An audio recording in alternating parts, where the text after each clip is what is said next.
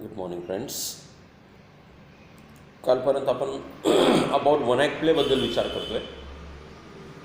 One act प्लेमधले काही parts आपण पाहिले. वन ॲक्ट प्लेमध्ये जे फीचर्स आहे ते फीचर्स आपण पाहिले. त्याच्यामध्ये नंबर 1 वर प्लॉट, 2 नंबरवर थीम, 3 नंबरवर सेटिंग, 4 नंबरवर लँग्वेज आणि 5 नंबरवर कॅरेक्टर्स पाहिले होते. आपण प्रत्येकाचं वेगवेगळं ॲनालिसिस आपण केलेलं आहे. आज आपण त्याच्या शेवटचा जो भाग आहे अबाउट वन ॲक्ट प्लेमधला, तर त्याचे काही महत्त्वाचे जे फीचर्स आहेत, त्याचे जे काही वैशिष्ट्य आहे, त्याचे जे काही क्वालिटीज आहे की ज्याच्यासाठी वन ॲक्ट प्ले फेमस आहे, त्याचा आज विचार करणार आहोत. तर सगळ्यात पहिल्यांदा it has one or more scenes. पहिला पॉईंट आहे it has one or more scenes. एक किंवा एकापेक्षा अधिक सीन असू शकतात. एकाच सीनमध्ये पण असेल किंवा वेगवेगळे सीन्स, वेगवेगळे प्रसंग त्या वन ॲक्ट प्लेमध्ये शो केले जाऊ शकतात. हे पहिलं वैशिष्ट्य आहे. कधी कधी फक्त एका घटनेवर असेल, तेवढ्यापुरतं ते मर्यादित असेल, पण काही वेळा एकापेक्षा जास्त घटनाक्रमांचा प्रसंग त्याच्यामध्ये मेन्शन केला जातो. ते वन ॲक्ट प्लेचं पहिलं अत्यंत महत्त्वाचं वैशिष्ट्य आहे. It is concise in manner. त्याची लांबी रुंदी जास्त फार नसते, शॉर्ट आहे. म्हणजे within an hour or so, असं काही नाही बसले 5-6 तास बसत तर त्याला वन ॲक्ट प्ले म्हणणार नाही. त्याच्यामध्ये वन ॲक्ट प्लेचं तिसरं सगळ्यात महत्त्वाचं वैशिष्ट्य की it has one dominant theme. Dominant म्हणजे एकच महत्त्वाचा, त्याच्यामध्ये थीम असतो, एकच आशय असतो, एकच विषय असतो आणि त्या विषयाशी अनुसरून वेगवेगळे कथा, पात्र त्याच्याभोवती फिरत असतात. It has a single dominant theme which produces singular effect. प्रभाव पण एकच, परिणाम पण एकच. डोक्यात अनेक विचार घेऊन प्रेक्षक बाहेर पडत नाही. एकच विचार त्याच्या मेंदूमध्ये घुसवला जातो आणि त्या विचारावर त्यांनी काम करावं, प्रभाव पडून त्यांनी परिवर्तन व्हावं, ते विचार ते करत बाहेर जावं. या पद्धतीनं हे वन ॲक्ट प्लेचं पहिलं आणि वन ॲक्ट प्लेचं महत्त्वाचं वैशिष्ट्य असतं. एकच विषय असेल, एकच विचार असेल. कुठलाही एक मुद्दा घेऊन ज्या वेळेला एखादा वन ॲक्ट प्ले रायटर त्याच्याबद्दल लिहितो, तोच महत्त्वाचा विषय त्याच्यातून वारंवार त्याच्या डायलॉगमधून, त्याच्या ॲक्शन्समधून, त्याच्या बॅकग्राऊंडमधून, त्याच्या सेटिंगमधून तोच विचार व्यक्त केला जातो. चौथं वैशिष्ट्य आहे it treats problems of everyday life. म्हणजे वन ॲक्ट प्ले हे काल्पनिक विश्वामध्ये घेऊन जाणारे असतीलही, परंतु दैनंदिन जीवनामध्ये असणाऱ्या ज्या समस्या आहेत, दैनंदिन जीवनामध्ये निर्माण होणारे जे प्रश्न आहेत, त्या प्रश्नाच्या संदर्भामध्ये प्रॉब्लेम सॉल्व पण केले गेलेले असतात. कारण प्रत्येकाला जीवनामध्ये काही ना काही समस्या असतात आणि जर त्या समस्यांचं निराकरण केलं गेलं नाही, त्या समस्यांचा उपाय सापडला नाही, तर प्रत्येकजण समस्याग्रस्त होतो, वाढतो. परंतु वन ॲक्ट प्लेमध्ये एक समस्या घेतली जाते, त्या समस्येवर उपाययोजना कशा पद्धतीने आहे, म्हणजे जेणेकरून प्रेक्षक वर्ग अट्रॅक्ट होतो. प्रत्येकाच्या जीवनातली कुठली ना कुठली समस्या घेऊन त्याच्याबद्दल वर्णन केलेलं असतं. पाचवं वैशिष्ट्य आहे one act play has a beginning, a middle and an end.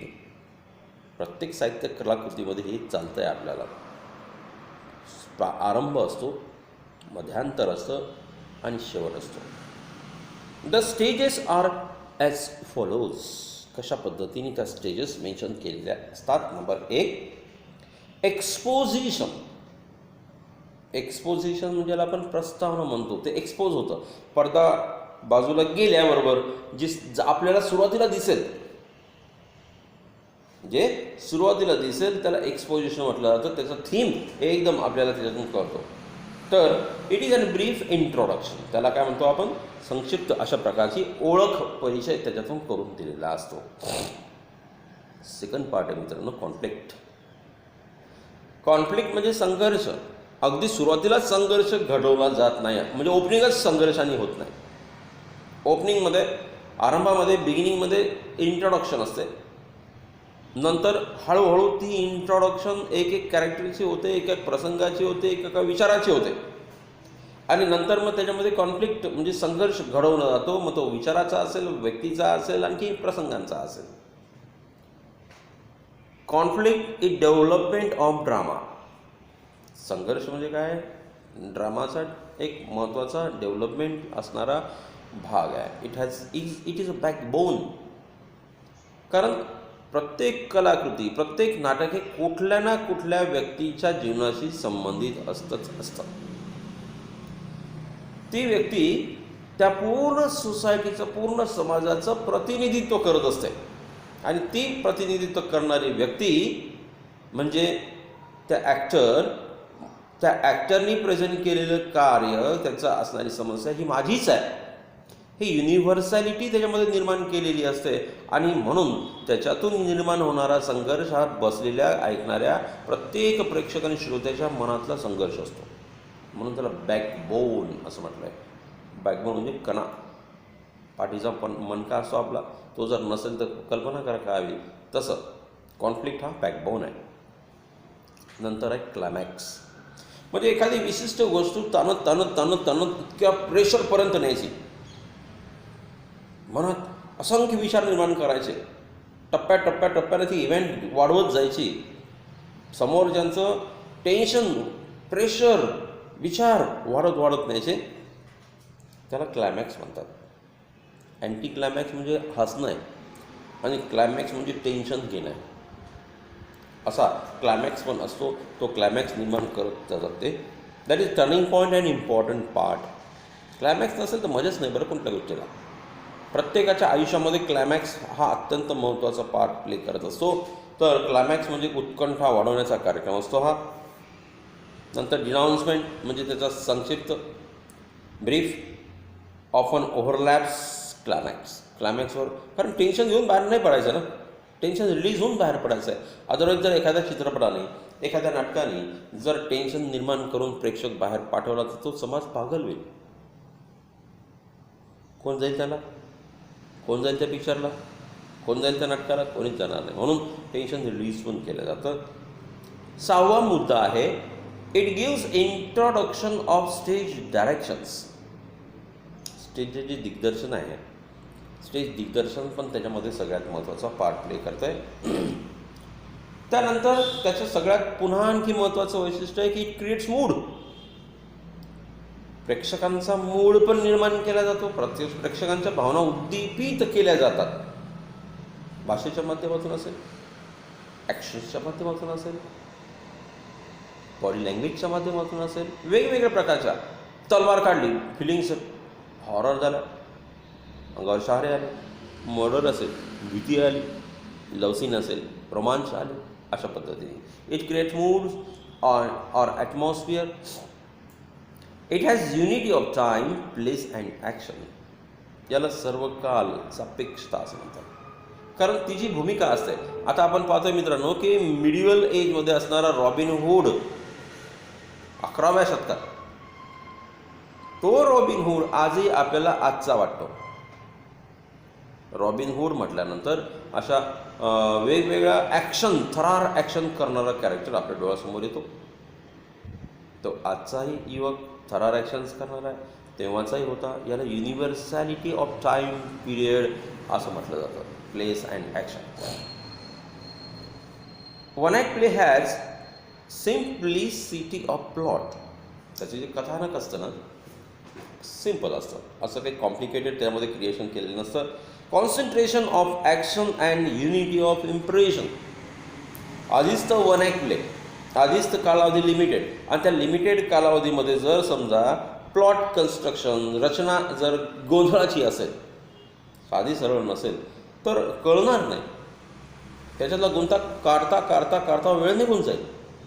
आणि म्हणून सिम्प्लिसिटी ऑफ ॲक्शन असली पाहिजे, concentration of action and unity of impression. 10वं वैशिष्ट्य आहे मित्रांनो की one act play has limited characters. त्याची जी पात्र संख्या मर्यादित असते. त्याच्यामध्ये जास्त पात्र आले तर कोणाला डायलॉग मिळतील सांगता येत नाही, आणि कोण तसंच राहून जाईल तेही सांगता येत नाही. किंवा जास्त डायलॉग जर असतील प्रत्येकामध्ये तर त्याची लांबी वाढत जाईल, तो ॲक्च्युली होणार नाही, ते बोरिंग होईल. म्हणून त्याच्यातले कॅरेक्टर्स पण लिमिटेड असतात. आणि 11वं वैशिष्ट्य त्याच्यामध्ये आहे की इट प्रेझेंट्स अ क्वेश्चन. मी तुम्हाला आधी सांगितलं की प्रत्येक कलाकृती ही कोणाच्या ना कोणाच्या जीवनातला भाग असते, परंतु कथाकारांनी, कलाकारांनी, लेखकांनी, साहित्यकारांनी ते सर्वसमावेशक केलेलं असतं. इन द सेन्स की ते माझंही वाटतं, ते तुमचंही वाटतं. एखादे दुःखद घटना असेल, ती दुःखद घटना पाहत असताना या पद्धतीने त्यांनी सादर केलेली असते की ती तुमच्याही जीवनामधला एक भाग असतो, तो प्रत्येकाच्या जीवनातला एक भाग असतो. आणि म्हणून it presents a question, answers of which are eagerly awaited by the audience. ऑडियन्सला ज्या प्रश्नांची उत्तराची गरज असते, तो प्रश्न घेऊन तो वन ॲक्ट प्ले रायटर काय करतो की त्याची निर्मिती करतो, आणि ती निर्मिती लोकांच्या पुढे सादर करतो, म्हणजे ते सगळ्यांचं बनत असतं. फीचर्समध्ये आपण थांबतोय. तर क्रिएटिव्हिटी म्हणजे क्रिएट करणं, म्हणजे निर्माण करणं, सृजनशीलता त्याला म्हणतात. काहीतरी नवनिर्मिती करण्याची जी क्षमता असते त्याला क्रिएटिव्हिटी असं म्हणतात. द कोर्स बुक या पुस्तकाची जी उद्दिष्ट आहे ती सांगतात. The course book AIIMS not only at understanding and at studying the given genre. फक्त हे समजून घेणे, जनरे म्हणजे प्रकार, हा प्रकार वन ॲक्ट प्ले नावाचा प्रकार समजून घेणे एवढीच त्याची अपेक्षा नाही आहे, तर but also at being creative, that is most important. मी तुम्हाला आधीच म्हटलं की प्रत्येकात एक कोणी ना कोणी लपलेलं आहे. कोणी साहित्यिक असेल, कवी असेल, कथाकार असेल, नाटककार असेल, तो बाहेर पडावा, तुमच्यातून त्याचा जन्म व्हावा, या हेतूने या पुस्तकाची निर्मिती केलेली आहे. हे पुस्तक तुमच्या मेंदूला काम देणार आहे, तुमचा मेंदू कामाला लावणार आहे. कारण जॉब्स प्रत्येकाला नाही मिळणार. जॉब क्रिएटर आपण बनलो पाहिजे. आपणच आपली निर्मिती करायला लागलो तर आपणच आपल्या पद्धतीने आपली कामं करायला लागू. आपल्याला कोणाच्याकडे पैशासाठी, कामासाठी अवलंबून राहायची गरज पडणार नाही. आपला मेंदू आपणच वापरा. कथा, कादंबरी, वन ॲक्ट प्ले हे काय असतं, याच्यात काय करावं लागतं, हे सगळं सांगण्यासाठी उपक्रम केलेला अभ्यासक्रम म्हणजेच पुस्तक आहे आपलं. हे त्याला कोर्स बुक असं म्हटलेलं आहे. तर also aims at being creative to use features of the same to express feelings and ideas. तुम्ही सुद्धा छोटं छोटं काहीतरी लिहिलं पाहिजे. मला काय जमते असा विचार न करता, मला जमते, मला काय काय जमते ते मी लिहिणार, मला जे जमतंय ते मी सादर करणार, हा उद्देश घेऊन हे पुस्तक तुमच्यासमोर सादर केलेलं आहे. Learners should try to produce the given content in their own language. जी बोली भाषा असेल, असं काही नाही की शुद्ध, स्वच्छ, व्याकरणयुक्त, काहीच गरज नाही. आपल्याला जे जमतं, जे येतं, जे लिहिता येतं ते लिहून काढा. हे वाक्य नीट आहे का? आपल्याला जे येतं, जमतं, समजतं, कळतं, वळतं ते लिहून काढा. ती तुमची एक साहित्यकृती होईल. कारण ते तुमचं आहे, तुमचे विचार आहे. इतरांच्या विचाराशी मला काय घेणं देणं. म्हणून मी माझे उदाहरणं देणार, माझे एक्सप्लेनेशन करणार. तसं तुम्ही केलं तर तुमच्यातून नवीन साहित्यकृती जन्माला येते. They are expected to add some of their own imaginative beginnings or ends by using the features obtain from the given one act play.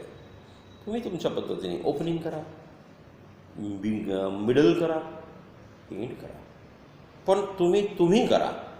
काहीतरी तुम्ही केलं पाहिजे. त्याच्याकरता हे वाचायचं आहे, जे आतापर्यंत मी समजून सांगितलं की असं असतं, आणि मग असं असतं म्हणून काय त्यावर प्रश्न आहे का? आयुष्याचा प्रश्न आहे की याच्यातून मी काय करू, मी कसं केलं पाहिजे, हे याच्यातून सांगण्याचा प्रयत्न आहे. It will be an aid. Aid means aid, help, मदत. It will be an aid to create the citizens having linguistic proficiency, भाषिक प्रभुत्व निर्माण करणारी पिढी याच्यातून निर्माण करायची. The learners are expected to study as well as enjoy. Study पण करायचं आणि त्यासोबत एन्जॉय पण करायचं आहे.